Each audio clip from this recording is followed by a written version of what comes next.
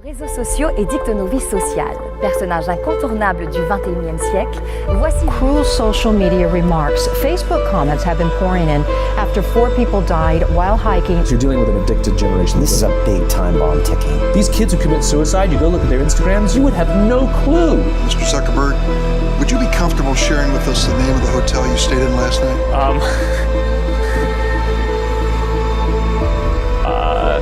No. First, influencer Cara Del Toro posted a TikTok that shook the social media world to its core. She started a tweet or an Instagram post from one of your favorite celebrities showing off the good life with a cool outfit, a new beauty product, or a beautiful vacation spot. There's a chance the star has a good reason to tell you about it. Money. NBC's Jolene Kent shines our Sunday spotlight on influencers cashing in on their legions of social media followers. As well, in 2019, several YouTubers participated in a trend where they would fake going on vacations, often without leaving their cities. We are all vulnerable to social approval. We really care what other people think of us. When you upload a new photo of yourself on Facebook, that's a moment where our mind is very vulnerable to knowing what other people think of my new profile photo.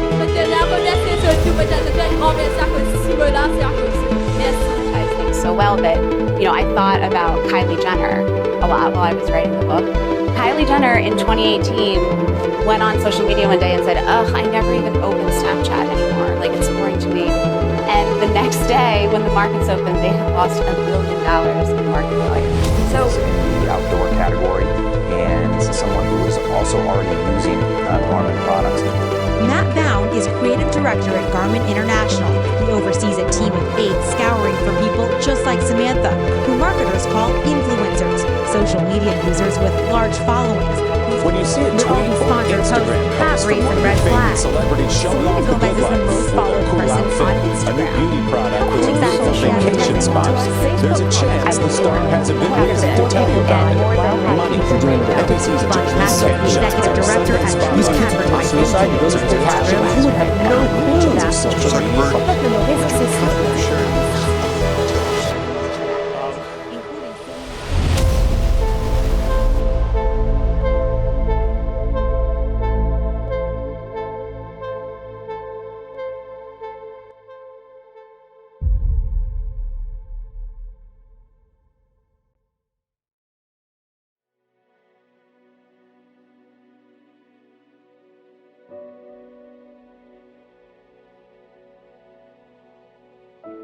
Instagram, Facebook, YouTube, Twitter.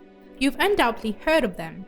With more than 335,900 users counted in Mauritius, the fastest growing network is Instagram, with an average of 77,000 new users between March 2020 and April 2021, and 52,000 unique users for Facebook just behind.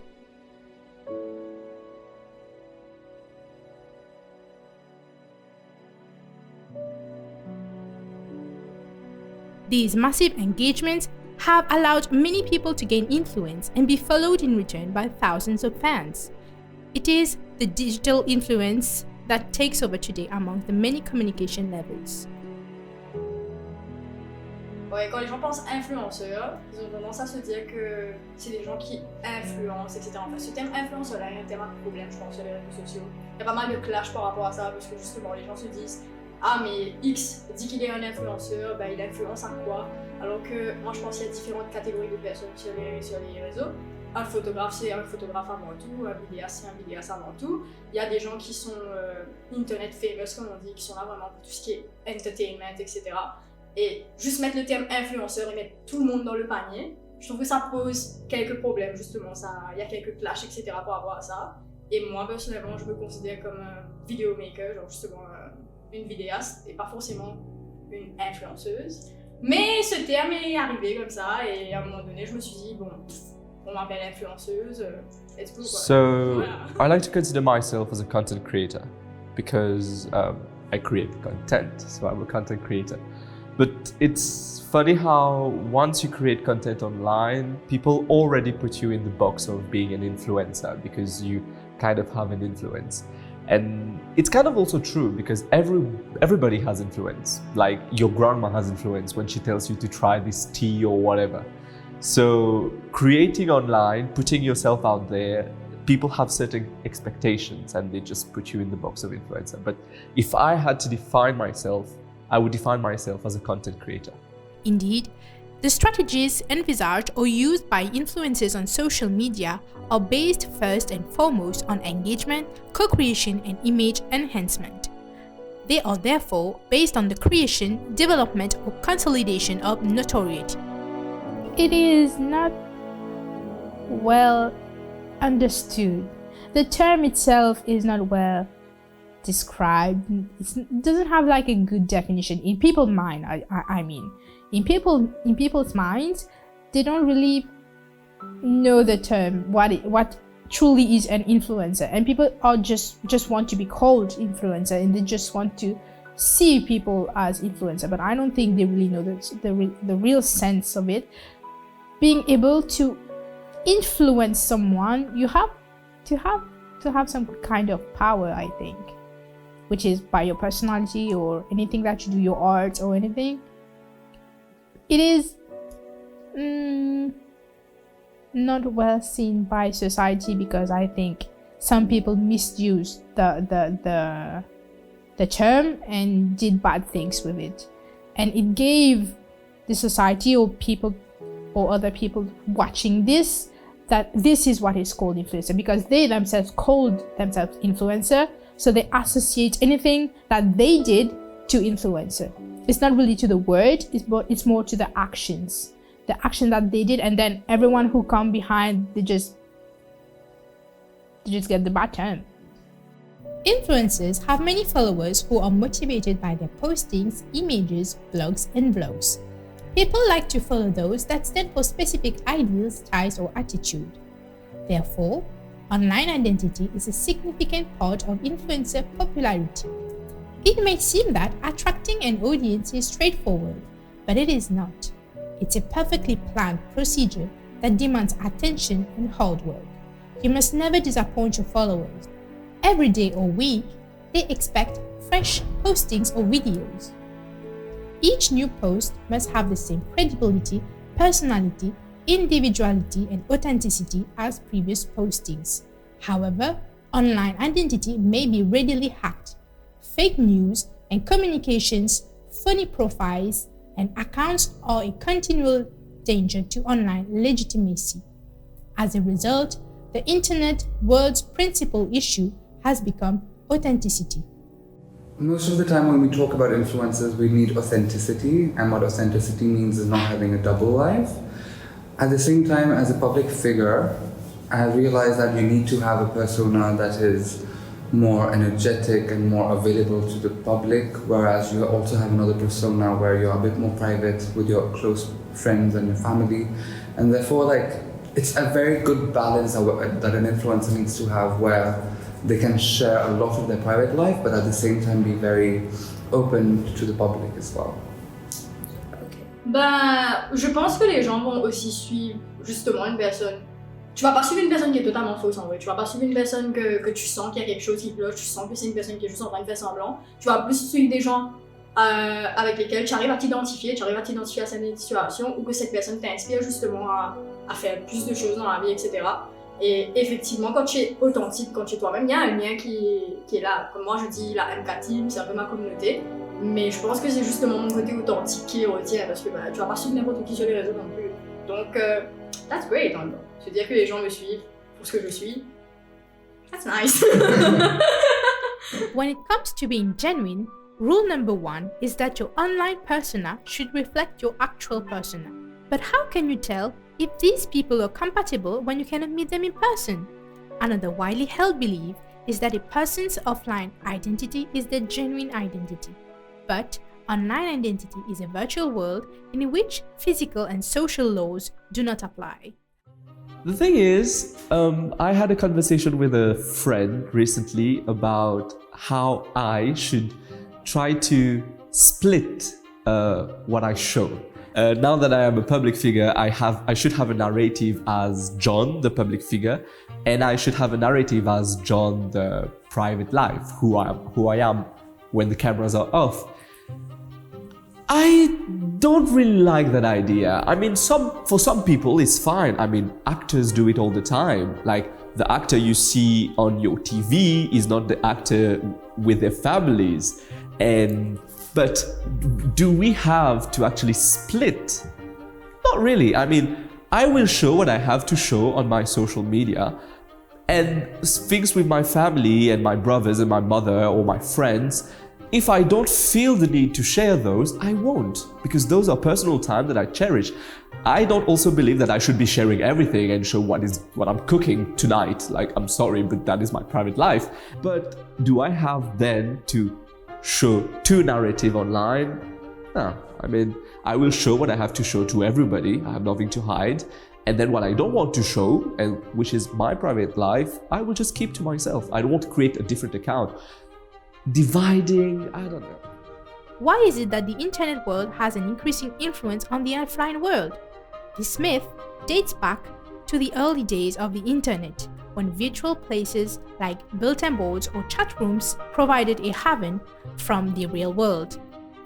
But since then, the reality of social media has become social reality itself. Everything happens online, from meeting new people to bonding with friends to dating. The distinction between online and real social places is gradually blurring.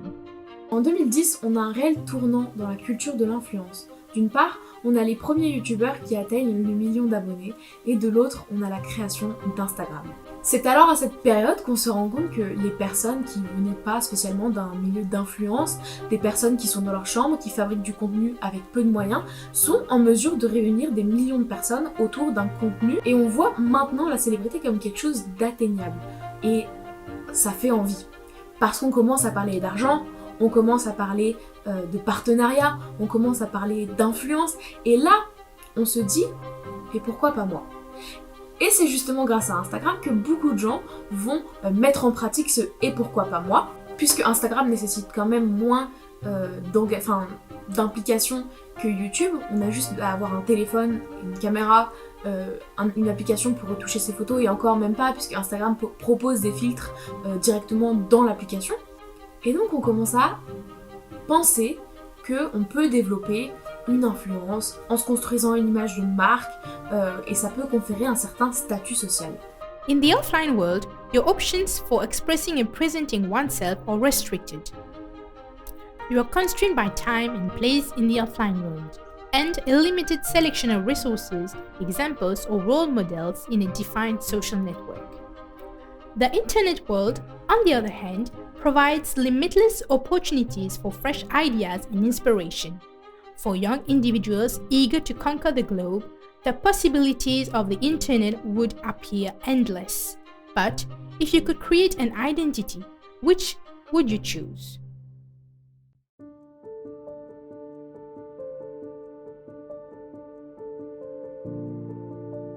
Les stars et les célébrités se sont démultipliées. Ça s'explique par plein de raisons, notamment l'émergence des réseaux sociaux et plein d'autres facteurs qui font qu'aujourd'hui, on a des milliers de personnes qui sont considérées comme des influenceurs, et donc ce qui rend inévitablement les heures de gloire plus courtes, plus éphémères et plus fragiles. Du coup, dans ce marché à l'idole, il faut absolument garder son influence, ce qui fait que les influenceurs ont tendance à neutraliser leur discours de tout fait pouvant porter à controverse ou de tout potentiel scandale, et on ne dépasse jamais, ou en tout cas on essaie de ne jamais dépasser cette ligne qui fait que on pourrait être sujet à critique. Alors face à cette image qui est complètement lissée, nous les consommateurs de contenu, on a tendance à baisser nos gardes, à être moins méfiants et à oublier que derrière la personne est une vraie personne avec des intentions, des envies, des ambitions et sûrement des travers. Everybody who aspires to create needs to realize that with great power comes great responsibility. And your power is your audience. And what is your responsibility towards that audience? There is, yes, you have to entertain them, but do you think that you have to entertain them at the cost of anything?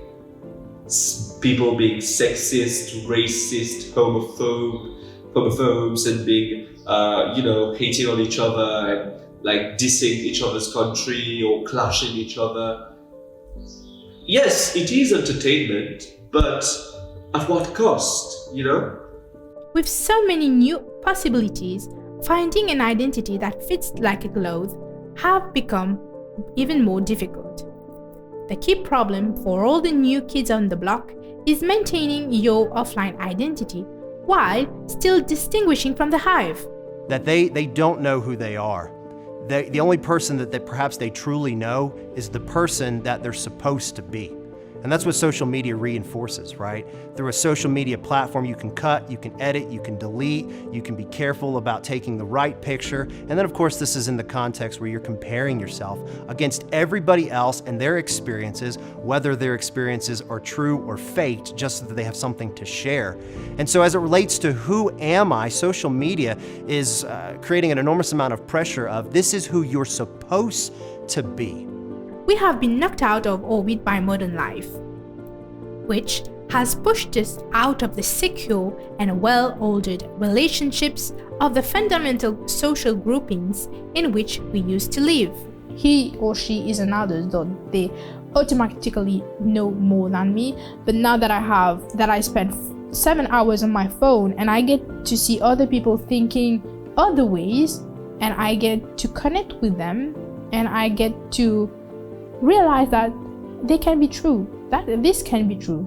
So the reason people become followers of an influencer is because they like the content that they create, they like the lifestyle that they have, or they like the value that they get out of the influencer, right? And therefore, that action builds trust with the influencer. Because of the fact that this person is knowledgeable, I trust in whatever they say.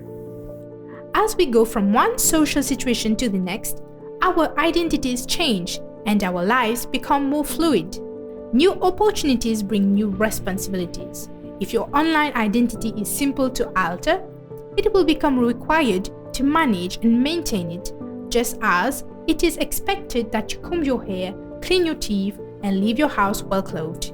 It's impolite to ignore the public look, and it will be much less socially acceptable if you forget your online identity.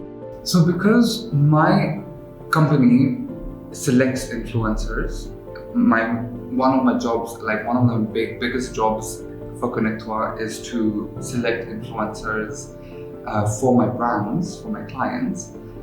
It's very difficult for me it's a very difficult process of accepting an influencer, and the criteria for accepting an influencer is not just authenticity, but also the frequency of how much they post online.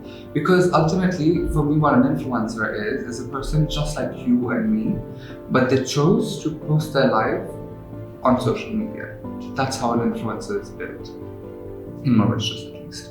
So we have to see what the frequency of their posting, we have to see the engagement rate that they receive from their audience, and we have to see how impactful and knowledgeable they are about their particular market. J'ai pas commencé avec 10 000, j'ai commencé avec 2 000. Et là, j'ai commencé avec Rexona, Bibi et Mixa qui m'ont contacté pour faire leur post. J'ai commencé avec ces deux-là. Moi, j'avais pas du tout idée ce que c'était vraiment l'influencing. Enfin, le thème influenceur. Je me suis dit, why not? Moi, j'avais besoin d'argent à cette époque-là. J'avais quoi? J'étais même pas majeure à l'époque. Et je me suis dit, why not?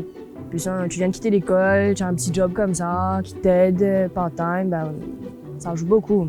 It is already an ongoing trend, you know? The digital era has revolutionized the field.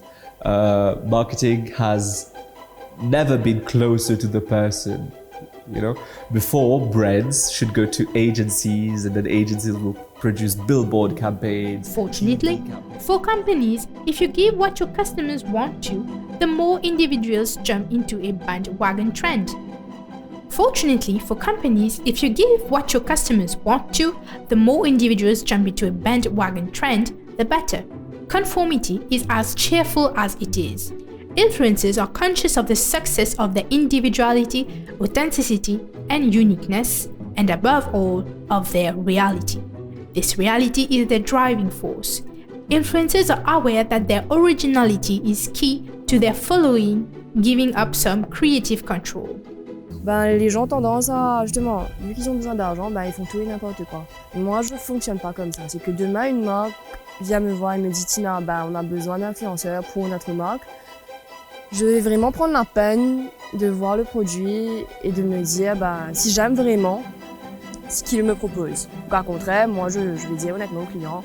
Oui, au cas contraire, je vais être honnête avec le client. Je vais dire dans ce cas-là, vous savez, merci monsieur pour votre proposition, mais on va vraiment aimer le produit avant tout, avant de promouvoir quelque chose. Exactement. Mais c'est pour ça que, tu vois, c'est pour ça que je voulais un boulot à plein temps.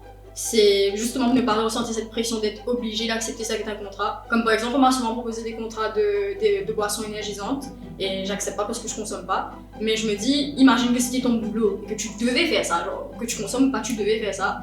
Moi, j'aurais pas pu. Je peux pas promouvoir un truc que je consomme pas.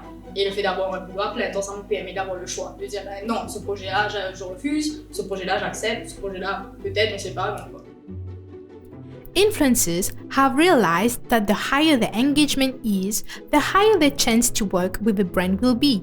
It's literally taking an intangible thing as a sentiment and translating it into numbers, right? Because your sentiment of trust is something you cannot measure, whereas engagement on that content is something that you can measure.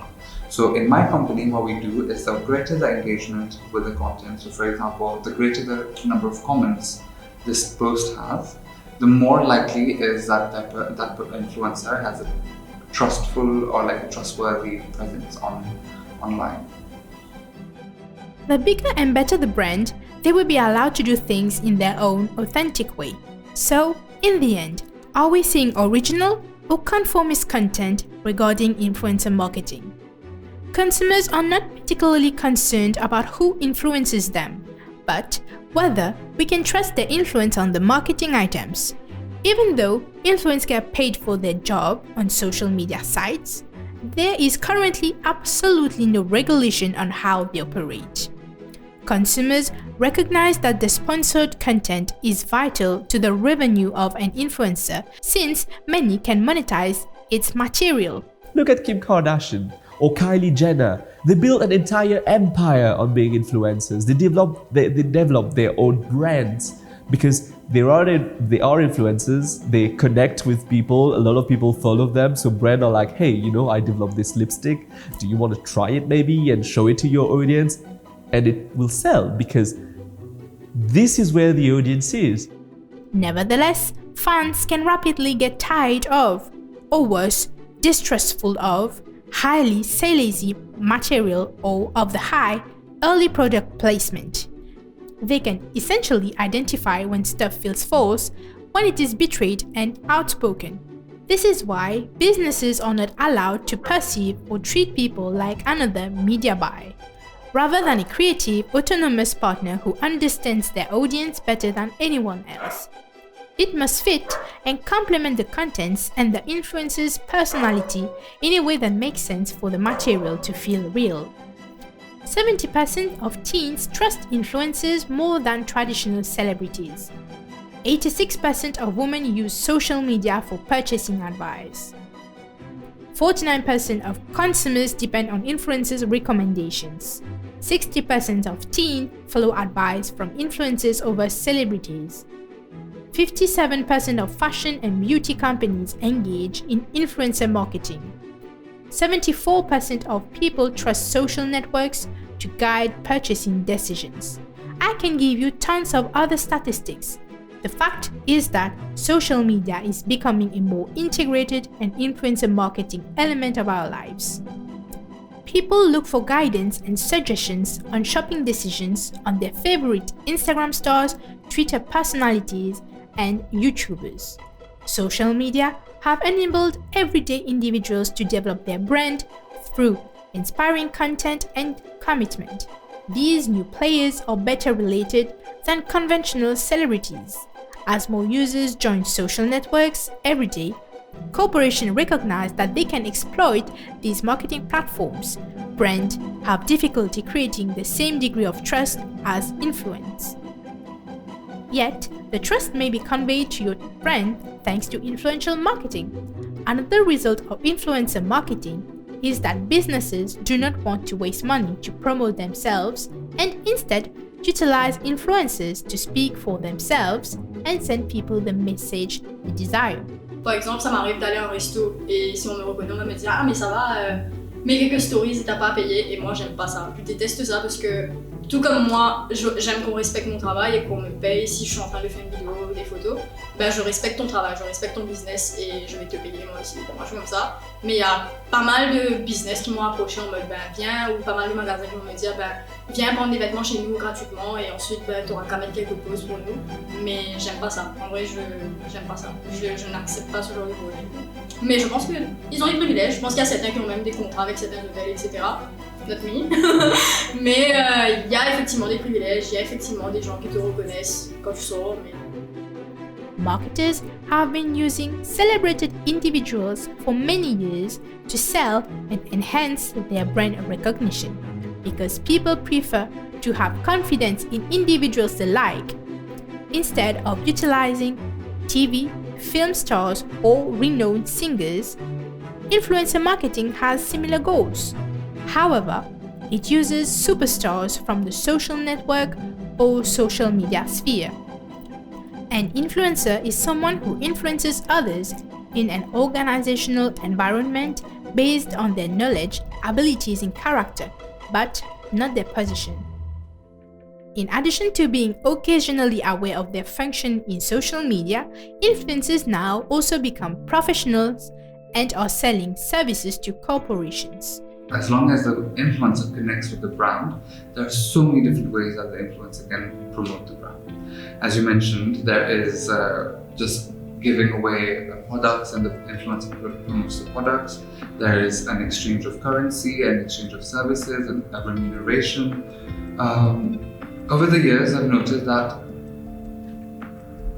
the return on investment varies from strategy to strategy, but it stays constant if the authenticity of the influencer's image and the brand's message aligns, and that being authentic brings a lot more return on investment.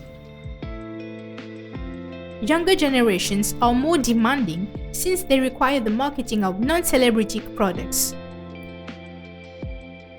It becomes important for a business to get involved with influencers, especially influencers who generate trends that may alter consumers' purchase intents, thus helping them to become more trusted and authentic within their online community. Influencer marketing is frequently carried out in the form of sponsored content. Sponsored posts are user-generated postings containing messaging about a sponsored brand. For instance, cosmetics, cuisine, restaurants, or the online experience.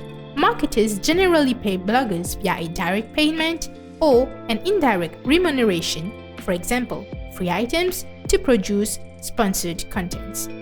According to studies, young people follow popularity and fashion. They worry about the image. They are curious to watch and recall new trends. The most important thing for them would be to have a decent lifestyle and a lifestyle that allows them freedom and flexibility.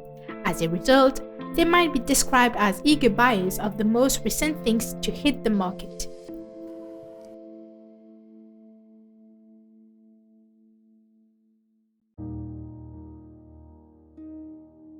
This notion of physical attractiveness confers perceived credibility on an endorser and establishes a favorable stereotype of such persons. When compared to unattractive endorsers, the attractive ones are more effective in influencing customers' belief systems. Oui, il faut avoir un minimum de physique, oui. Parce que honnêtement, là, c'est le physique qui attire. Hein. Tu vois une promotion passer, tu vois une marque jolie fille qui sait parler. Donc moi, je pense que les deux jouent, le physique plus le fait de savoir parler. So we have to call a cat, right? We have to be aware of the fact that, yes, good-looking people tend to be followed more. In fact, there was even a study in America that showed that good-looking convicts get sentences less than those people who have done the same crime but are not necessarily good-looking. Right? There was in fact a 3-year disparity for a person who's done burglary, who was like who's like stole something, a person who is preferably from a minority minority community in America would get 7 years of prison, whereas a person who is good looking and in fact white would get 3 years of imprisonment. You see how like good looks and certain like norms and like cultures affect the ratio of good of like follower base. So yes, good looks play a big role in influencer marketing. Similarly, and at the same time, we would like to and actively try to reduce that and make content about knowledge and value a bit more prevalent. In other words, a physically appealing endorser might persuade a buyer to prefer one product over another. Hence, marketers hire beautiful celebrity endorsers for promotional objectives. However, there must be a fit between the influencer and the product to be effective for the advertisement. If the influencer wants to give the best product, they really need to do their own research about the product, not just the content brief that they get of the product, not just what the company gives them as a creative brief and explanation of what the product is, but also their own research, because they have to remember they have spent years building this community, and that means a lot. So if you are wrong at something, and we've seen that a lot of times, for example, Kylie Jenner promoting gummy bears as a supplement, as a sugar-free supplement, was a complete lie. That was something that was given to her as a brief from the brand. But the gummy bears do have sugar, and that's a big debate that had erupted a few years ago. Social media influencers, for example, beauty bloggers, video game bloggers, toy unboxers, Insta famous, are extremely popular among minors. Influencers seem to play an important role in minors' lives. First, because minors spend a large part of their time watching, viewing, liking, forwarding, and commenting on influencers' content. As such, the level of involvement with influencer content seems high. Second, minors turn to these influencers not only for entertainment, but also for information, advice, company, and comfort. Mais je pense qu'il y a aussi une audience un peu plus jeune qui va se laisser influencer par ça justement et se dire putain mais pourquoi ma vie n'est pas comme ça, pourquoi moi j'ai pas ces vêtements là, pourquoi moi j'ai pas ces opportunités là. Mais dans ce moment là il faut juste se rappeler que les réseaux c'est les réseaux et se rappeler que les gens nous montrent ce qu'ils ont envie de nous montrer. Les gens vont pas forcément montrer tout ce qui se passe dans leur vie, même moi c'est pas comme si je vais afficher mes factures, mes dettes sur les réseaux. Donc voilà, tout le monde a des problèmes, il y a des hauts, il y a des bas. Mais sur les réseaux, les gens choisissent de montrer ce qu'ils veulent montrer. Donc il faut juste se rappeler que tout ça, c'est pas que ça, c'est pas que la réalité. C'est juste la couche de crème qu'il y a sur le gâteau, on va dire. Voilà, c'est que ça. Cette situation de confiance, elle peut tout à fait se dérouler normalement et sans poser aucun problème si la personne qui est derrière n'abuse pas de la confiance et de l'autorité qu'il a sur le consommateur. Parce qu'il ne faut quand même pas oublier qu'il y a une dynamique de pouvoir et un rapport de force entre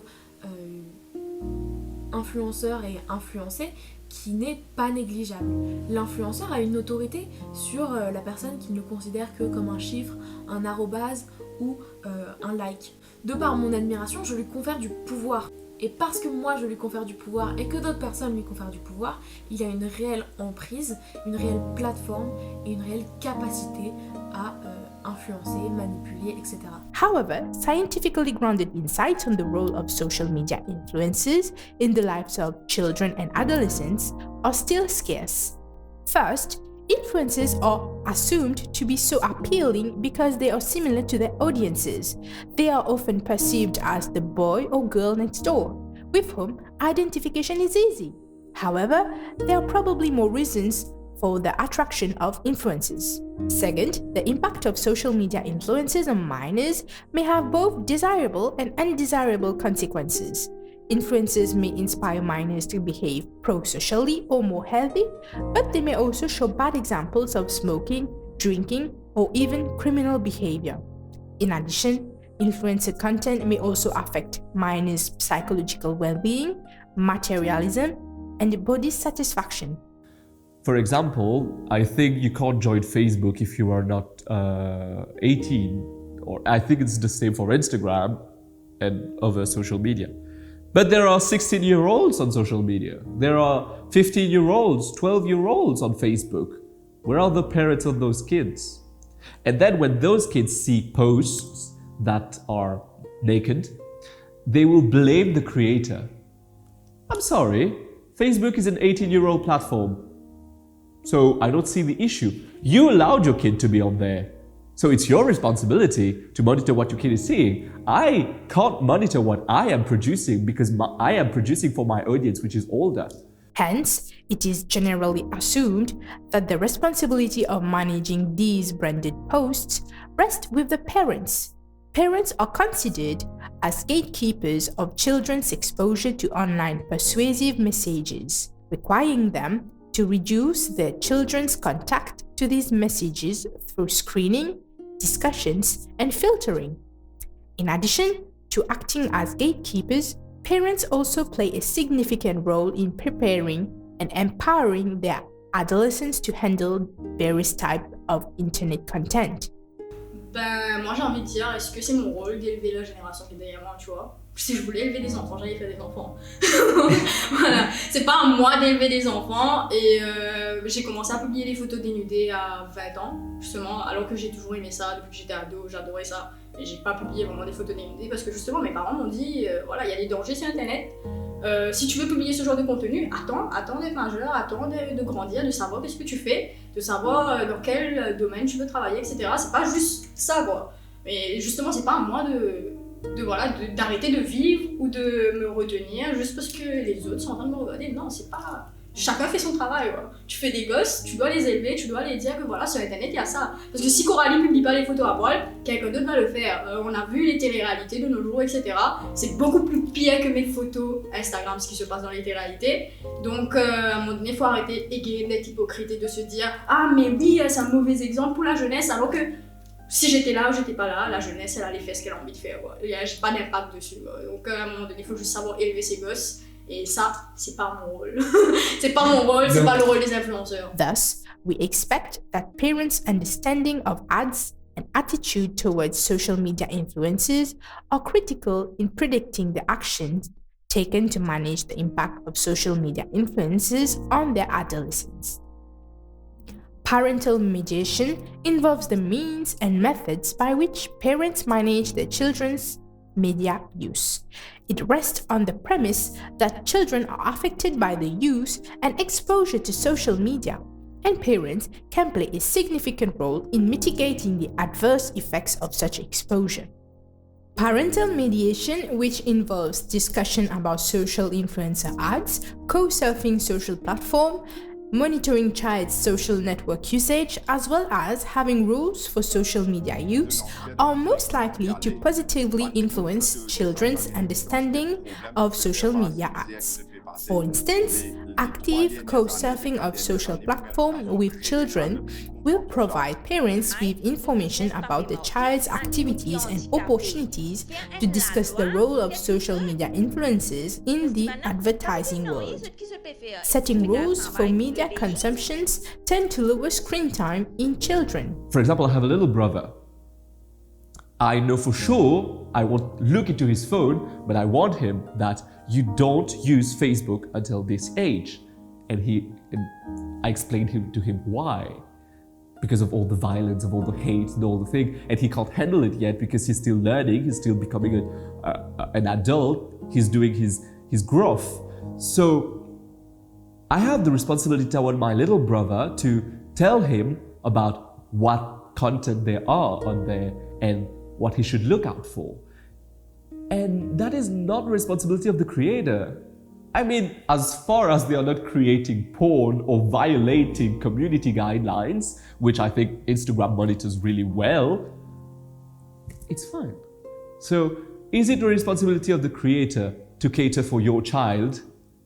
Is it the responsibility of the lady at the shop to cater for what your child is eating? No, it's your responsibility. It's your child. So. Despite the popularity of so-called influencer marketing, theoretical or empirical insights into whether and why influencers are persuasive among minors and which psychological mechanisms underlie this are limited. We are living in a generation where people in love are free to touch each other's private parts, but are not allowed to touch each other's phone because they are private. There's no downplaying the ways in which social media has changed our lives. It has redirected our focus from traditional media, given us new ways to interact with people, enhanced our ability to search for information, and even expanded our definition of fame. The rise of influencers, both as a new type of public figure and a marketing tool, is just one of many unintended consequences of the social media age. Some internet users consider influencers as a negative result of this phenomenon, viewing them as narcissistic, talentless, and sometimes portraying unrealistic standards of beauty, popularity, and happiness. Despite these naysayers, there is clearly a lot more to the influencers than most social media users get to see. Online, they are viewed as opinion leaders and role models, even celebrities. Offline, they're real people with goals, setbacks, opportunities, and the need to make a living to support themselves and their families. The only real difference between influencers and the rest of us, ordinary people, is their willingness to share their lives with us online. They provide us with content that informs, inspires, and entertains us. They open up about their struggles, give us advice, and welcome us into their online circles with open arms. It is easy to think of people who make money by posting pictures of themselves on the internet as lazy, full of themselves, or trivial. But the value they provide to their followers and to the brand they work with cannot be overlooked. Influencers are more than pretty people who know how to pose for a smartphone. There are entertainers, educators, life coaches, marketers, celebrities, and friends. In the next few years, with the media landscape still rapidly changing and new platforms popping up constantly, it will be interesting to see if the influencer industry continues to explode or fizzles and dies. With any hot trend, once it becomes too mainstream, it may lose its luster for early adopters. So, to conclude, follow who you know who you follow, because it's not always what you see on the screen that happens behind the screens.